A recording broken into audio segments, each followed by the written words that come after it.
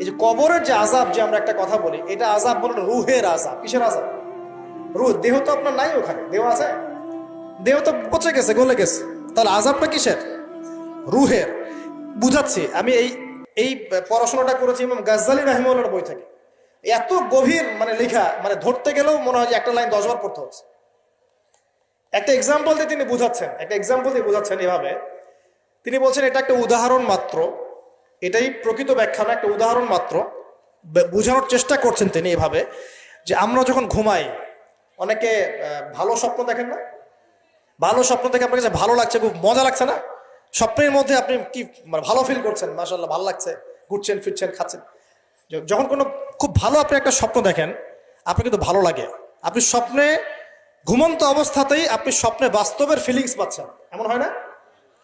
আল্লাহ পাক যদি আপনাকে স্বপ্নের মধ্যে রেখে দেন, ধরেন 1 বছর 1.5 বছর 2 বছর, তার মানে 1-2 বছর আপনি স্বপ্নের মধ্যেই বাস্তবের ভালো লাগার ফিলিংসটা পেতে থাকবেন, কিন্তু আপনি ঘুমিয়ে আছেন। বাইরে থেকে আমি আপনাকে দেখছি যে আপনি ঘুমিয়ে আছেন, আপনি ঘুমন্ত অবস্থাতেও ভালো স্বপ্ন দেখেই ভালো ফিল করছেন। তিনি বোঝাচ্ছেন, উদাহরণ দিয়ে বোঝাচ্ছেন, এটা কিন্তু ব্যাখ্যা নয়, জাস্ট একটা বুঝাচ্ছেন উদাহরণ দিয়ে। আল্লাহ পাক যখন শহীদদের রূহগুলোকে জান্নাতে রেখে দেন, জান্নাতে তারা এইভাবে রূহগুলো ঘুরতে থাকে, ফল ফলাদি খেতে থাকে, পাখির মধ্যে রূহ দিয়ে দেন, সবুজ পাখি, এই পাখি উঠতে থাকে, তারা ভালো ফিল করতে থাকে। ওই হায়াতটাকে আল্লাহ পাক তাদের কাছে বাস্তব বানিয়ে দিয়েছেন। কথা বুঝতে পারছেন? ওই হায়াতটাকে আল্লাহ পাক তাদের কাছে বাস্তব বানিয়ে দিয়েছেন। তাদের কাছে মনে হচ্ছে এটাই বাস্তব, এটাই জগৎ।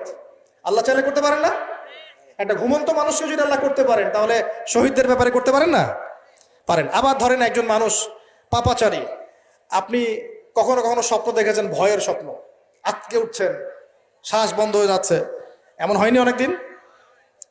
আর হবে তো বেশি, কারণ কানে তো হেডফোন দিয়ে গান শোনেন, আর হেডফোন কানে দিয়ে ঘুমান, FM শুনতে শুনতে ঘুমান, এই কি করতে করতে ঘুমান। ঘুমানোর আগে তো দোয়া কালাম নাই, দোয়া কালাম মাসনুন দোয়া কালাম তো নাই, সূরা মুলক নাই, সূরা বাকারা শেষের আয়াত নাই, ইত্যাদি নাই, পবিত্রতা নাই, বিছান ছাড়েন না, লাইটস অফ করেন না।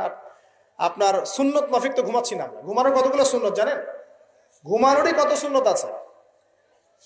ইস্তেঞ্জা করতে হয়, অজু করে আসতে হয়, পারলে মেসওয়াক করে নেয়, বিছান ঝাড়তে হয়, বিসমিল্লাহ বলে লাইট অফ করতে হয়, দরজায় খিল দিতে হয়, পাত্র যদি থাকে খাবার পাত্র, পানির পাত্র ঢেকে দিতে হয়, তারপরে পড়তে হয় বিছানায় গিয়ে আয়াতুল কুরসি, সূরা বাকারা শেষের 2-3টা আয়াত, সূরা ফালাক নাস ইখলাস, হাত একত্রিত করে ফু দিয়ে সারা গা মাসাহ করতে হয়।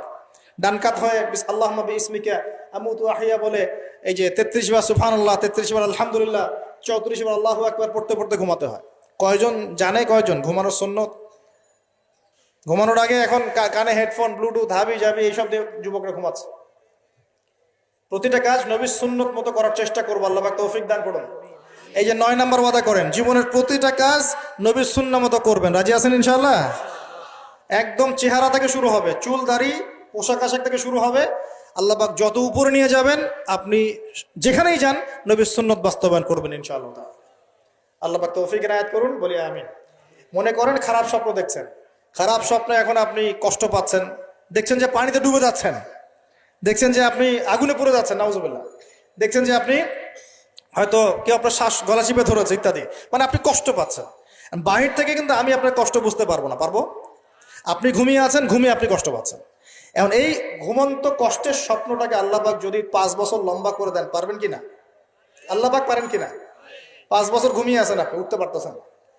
এখন এটা হয় না, আল্লাহ চাইলে পারেন, সম্ভব কিনা? আল্লাহ পাক 309 বছর ঘুম পাড়া রাখেন নাই মানুষকে? আছে না দলিল? কোরআনে আছে না? কোন সূরায়? এই তো মাশাআল্লাহ, মাশাআল্লাহ, সূরা কাহফে আছে না? 309 বছর আল্লাহ পাক 9 জন 10 জন ছেলেকে ঘুম পাড়া রাখছেন না? রাখছেন। তো এখন মনে করেন যে আল্লাহ পাক আপনাকে ওই কষ্টের আযাবটাকে লম্বা করে দিলেন, কষ্টের ওই স্বপ্নটাকে লম্বা করে, তাহলে আপনি কিন্তু ঘুমের মধ্যেও কষ্ট ফিল করবেন। এখন কবরে যদি আল্লাহ পাক বারজাকের জীবনে সিজ্জিনে কিছু আত্মাকে রেখে আত্মাগুলোকে আযাব দেন, এবং ওইটাকেই যদি তাদের কাছে বাস্তব ফিল দিয়ে দেন, তাহলে কি তার আযাব পাবে না? অনেক ব্যাখ্যা আছে, যেগুলো নিয়ে আলাদা লেকচার দেওয়া লাগবে। এতটুকু বোঝেন যে আল্লাহ পাক ইন্নাল্লাহা আলা কুল্লি শাইইন কাদির, আল্লাহ পাক প্রতিটা বিষয় সম্পর্কে ক্ষমতাবান। আল্লাহ পাকের হাতেই সব ক্ষমতা, আল্লাহ সব করতে পারেন। যে আল্লাহ পাক আমাকে শ্বাস নেয়ার ক্ষমতা দিচ্ছেন, নিঃশ্বাস নিচ্ছি, একটা নিঃশ্বাসের দাম কি অন্য কেউ দিতে পারবে? যে আল্লাহ পাক এনভায়রনমেন্ট, বায়ুমণ্ডলের মধ্যে নাইট্রোজেন গ্যাস দিয়ে দিয়েছেন, এই গ্যাস কি কে দিয়ে, অন্য কেউ দিয়েছে? যে আল্লাহ পাক শ্বাস নেওয়ার জায়গা দিয়েছেন, আমাদের হার্ট যে পাম্প করছে, জন্মের সময় থেকে পাম্প করছে, এখন পর্যন্ত থামে নাই, একদিন 1 মিনিটের জন্য থেমে গেলেই শেষ। এটা কে চালু করে রেখেছে? যে আল্লাহ এত কিছু করতে পারেন, সেই আল্লাহর পক্ষে নবী সাল্লাল্লাহু আলাইহি ওয়াসাল্লামকে তার কাছে নিয়ে যাওয়া, এই আযাবগুলো দেখানো এমন কঠিন কিছু? এগুলো নিয়েও এখন মানুষ প্রশ্ন তোলে। ইমান কোন জায়গায় চলে গেছে চিন্তা করেন। তো এখানে নবীজি অনেকগুলো শাস্তি দেখেছেন, তার মধ্যে একই পাপের কারণে তিনটা শাস্তি দেখেছেন। কয়টা ভাই? এই সেই বিখ্যাত পাপের নামটাই হচ্ছে সুদ। কি নাম সেই পাপের? একবার দেখেছেন কিছু লোককে রক্তের নদীতে ফেলে দিয়ে মাথা ফাটিয়ে দেওয়া হচ্ছে। জিজ্ঞাসা করলেন এরা কারা? জিবরাইল আলাইহিস সালাম বলছেন এরা আপনার উম্মতের সেই সব ব্যক্তি যারা সুদখোর ছিল। রক্তের নদী কেন? কারণ রক্ত চুষে খাইতো তারা মানুষ। মাথা কেন ফাটাই দেওয়া হচ্ছে? কারণ এই মাথা দিয়ে বলেছিল ইন্নামাল বাইউ মিসলুর রিবা, ব্যবসা সুদ একই জিনিস। এই শয়তানি মাথা থেকে বেরোছে, এই কারণে মাথা ফাটিয়ে দেওয়া হচ্ছে। আর একটা শাস্তি দেখেছেন, তারা পাথর খাচ্ছে, পাথর, বড় বড় পাথর খাচ্ছে, পিছনের রাস্তা দিয়ে পাথর বের হয়ে যাচ্ছে। জিজ্ঞাসা করলেন কাদের কি কারণে শাস্তি দেওয়া হচ্ছে? জিবরাইল আলাইহিস সালাম বললেন এটাও সুদের কারণে। আরেকটা দেখলেন যে এক ব্যক্তি